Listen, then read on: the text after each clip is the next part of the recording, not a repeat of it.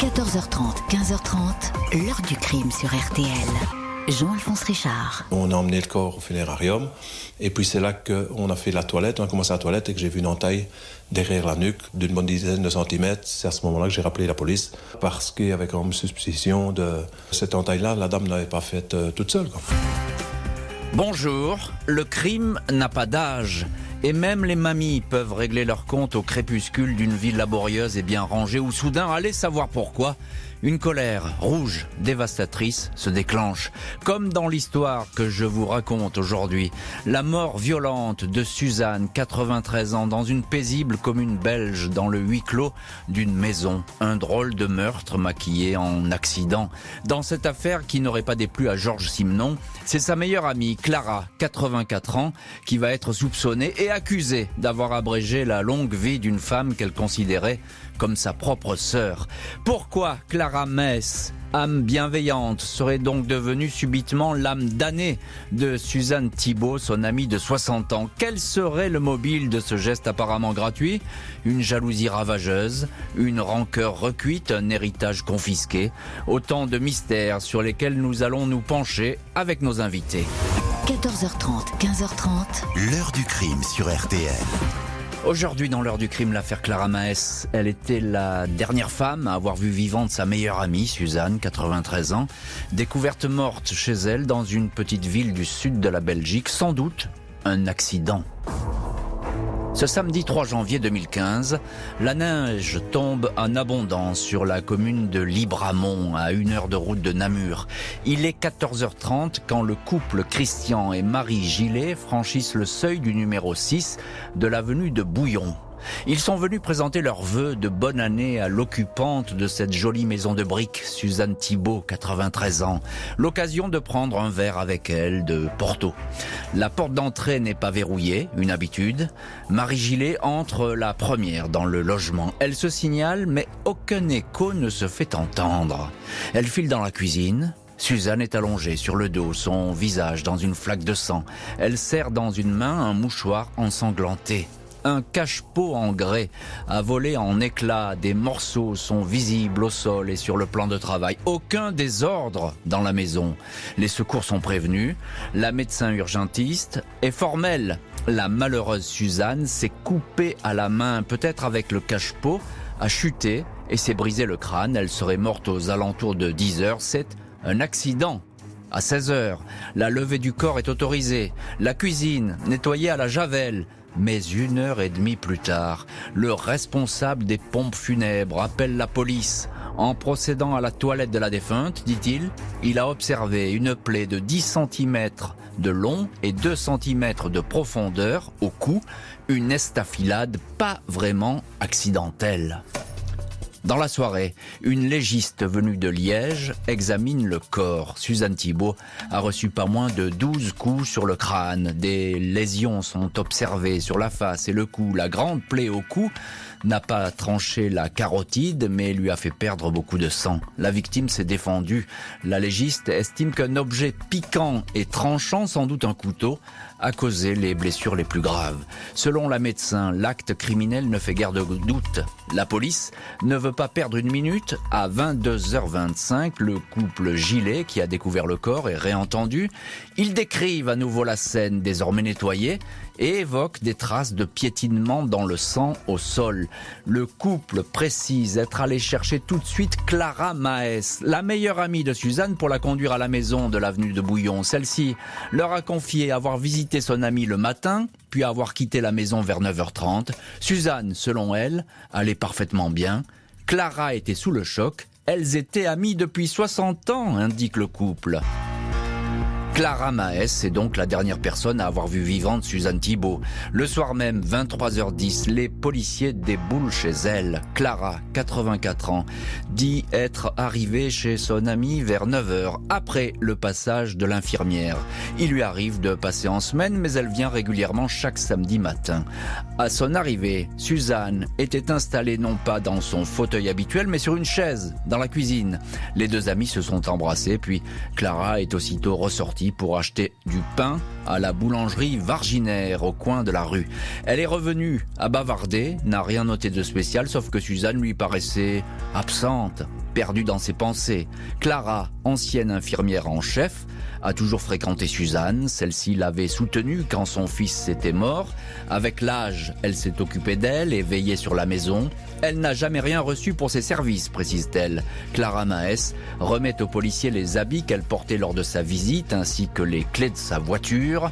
Son audition va se terminer à 3h11 du matin.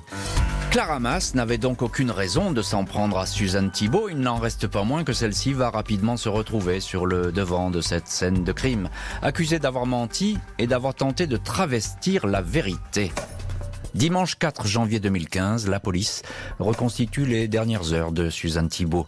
Une infirmière est passée chez elle vers 8h10. Elle a discuté, lui a donné ses médicaments et est repartie 20 minutes plus tard. Elle a laissé la porte ouverte, comme d'habitude. J'imagine que Clara devait passer comme tous les samedis, déclare l'infirmière. Clara est effectivement arrivée peu après 9h. Sur les images de vidéosurveillance des commerces du quartier, on la voit ensuite entrer dans la boulangerie à 9h45 et en ressortir 3 minutes plus tard pour repartir en direction de la maison de Suzanne. Elle porte un bonnet gris, un long manteau, un foulard au ton jaune. D'autres images montrent qu'elle a quitté le domicile de son amie à 10h12. Les enquêteurs sont surpris. Ils remarquent que les vêtements que portait Clara Maes et qu'elle a remis à la police, un jean avec ceinture, un pull vert, un bonnet, 2 vestes 3/4 noires, toute cette panoplie ne correspond pas à celle des images. La vieille dame se serait donc changée avant de quitter la maison. Son manteau foncé s'est transformé en veste claire. Clara va finir par remettre cette veste aux enquêteurs, mais celle-ci, récemment lessivée et sentant le propre, ne livrera aucun indice. Le juge d'instruction organise une nouvelle perquisition dans la maison du crime. 2 couteaux ensanglantés sont retrouvés rangés au milieu d'autres couverts et de la vaisselle dans le tiroir d'une petite armoire. Sur l'une des lames ensanglantées, on aperçoit un cheveu collé. L'expertise ADN va indiquer qu'il s'agit d'un cheveu de la victime. Aucun de ces couteaux n'a été vu par les premiers témoins dans la cuisine. Le meurtrier ou la meurtrière les a donc placés dans ce tiroir avec la certitude quelque peu naïve qu'on ne les retrouverait pas. Un seul ADN figure sur les manches, celui de la victime. Les débris du cache-pot brisé ne révèlent aucune empreinte, comme si cet objet était tombé tout seul, peut-être lors d'une empoignade. La voiture de Clara Maes est passée au luminol, produit qui permet de relever des traces de sang.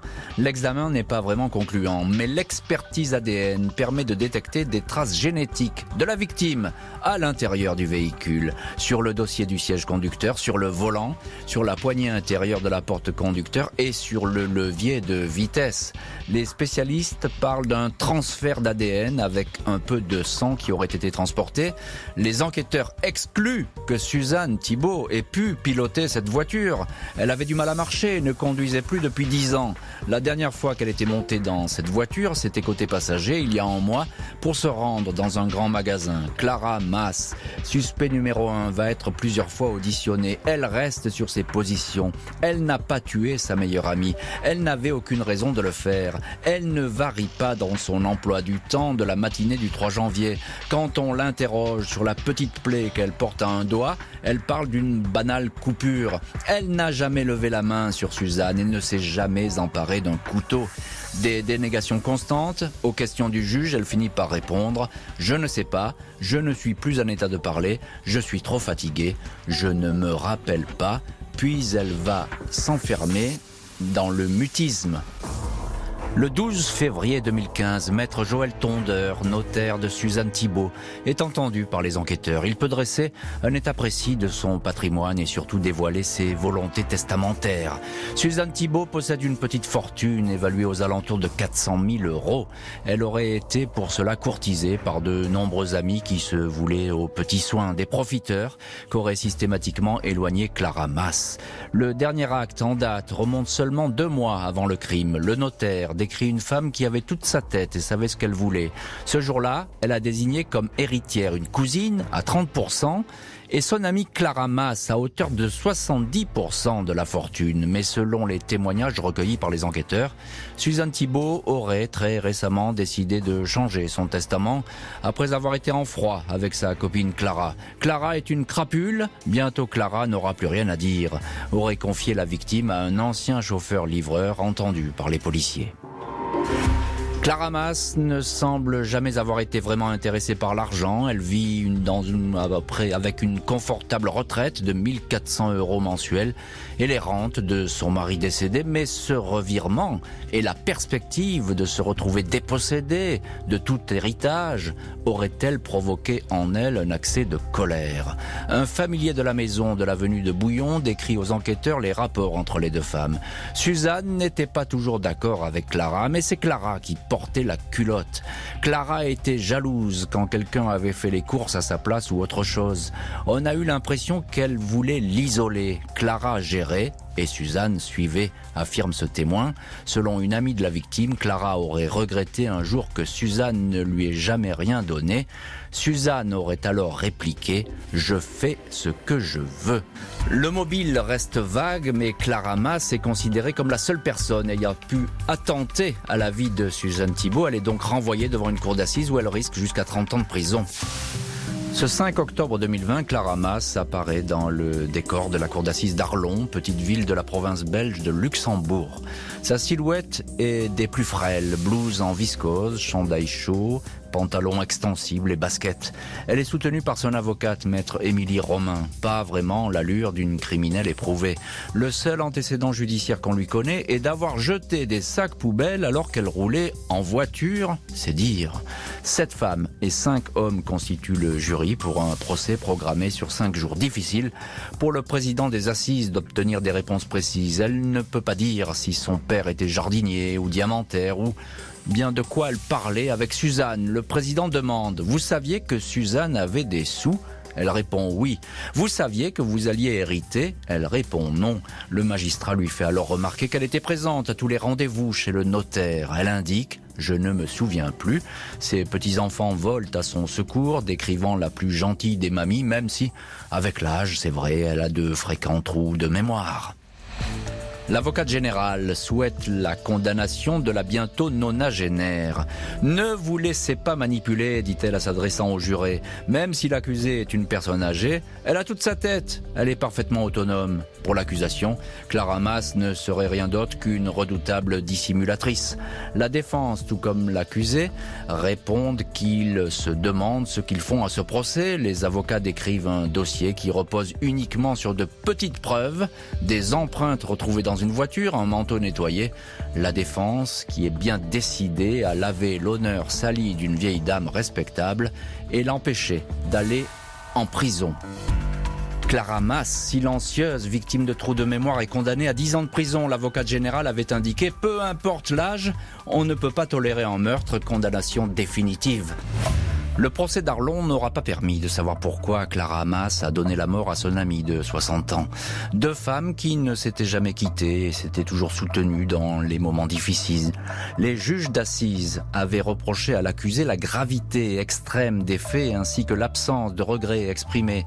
À la décharge de Clara Mass, ils écrivent toutefois, je cite, qu'elle a vécu sous le signe du dévouement à l'égard d'autrui et notamment celui de la victime.